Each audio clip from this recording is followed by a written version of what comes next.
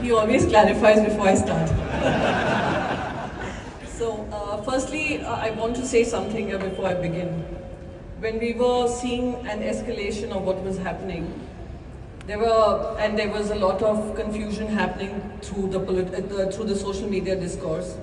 There were very heartening images coming from UK of all the Indians fighting this fight with us back home in India and keeping the tricolour flying high in the UK.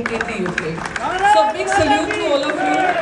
सचमुच भारत माता की जय. आप लोग यहाँ पर आकर कर्म भूमि में काम तो कर रहे हैं, you're economically contributing towards this nation, but you'll also understand your commitment to the tricolour.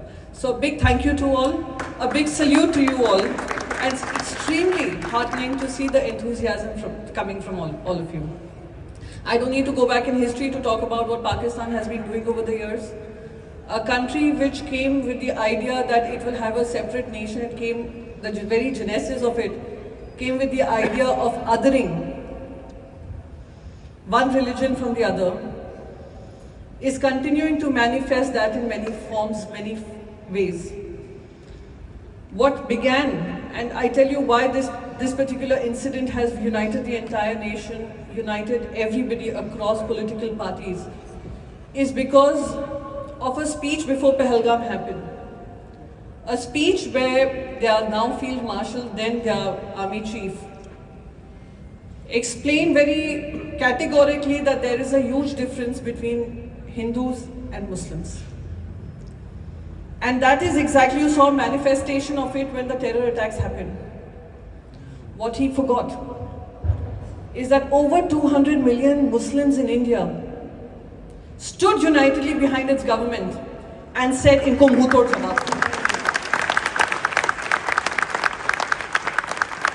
What they do to their minorities back home, I don't want to even get into that. They're suffering the consequences of it within their nation.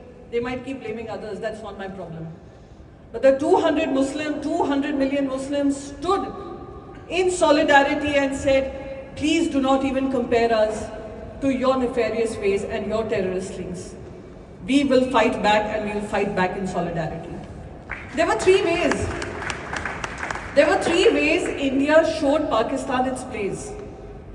The first was, of course, Operation Sindoor. A big salute to our armed forces who carried out a precision attack on their terror camps. These terror camps are not something that we've designated.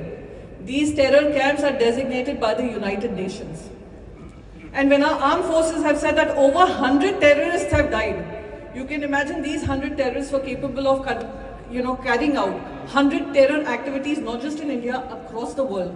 So the world should be thanking the armed forces of India for doing what it did. Not just the terror camps, it also went and jammed the entire Chinese radar system that Pakistan was depending upon. We also exposed the other high-scale weaponry that we are hearing about, the propaganda that we are hearing about. The second big victory for us was post-operation, where we saw Pahalgam terrorists actually asking what your religion was and killing them. They did this in the hope that they would divide this nation. India doesn't stand divided. India stands united. And it's our diversity that we celebrate, and diversity that brings this unity. The third biggest victory for India was that we all stood united despite our political party differences. So they tried everything, they failed. And they will continue to fail if they continue to spread hate. And let me also say something, because we've just concluded our free trade agreement, FTA, with UK. We signed with Australia some time ago. We are going to be doing that with the European Union. We are going to be doing that with the USA sometime soon. So India is looking towards a free trade agreement. We are looking at trade, we are looking at economy, we are looking at commerce. While they are looking at free terrorist arrangement across the world. That is what we need to expose. There's another thought that comes to my mind. We had a very successful presidency as G20 chairmanship that we had got. We had a very successful 1 year of presidency. So while we host G20, they host the T20. The top 20 terrorists of the world will be found being hosted by Pakistani state government. It's their stated policy. Right from Osama bin Laden, I don't know how many of you have seen the documentary. You all must go back home and see the documentary. on how he was taken out of Pakistan and he was being hidden, actively financed, aided, trained, supported, hidden from their so-called ally in the US. So they shake hands with you, but they bite you behind your back. We are not here to create animosity, we don't want enmity. We want peace, we want economic growth.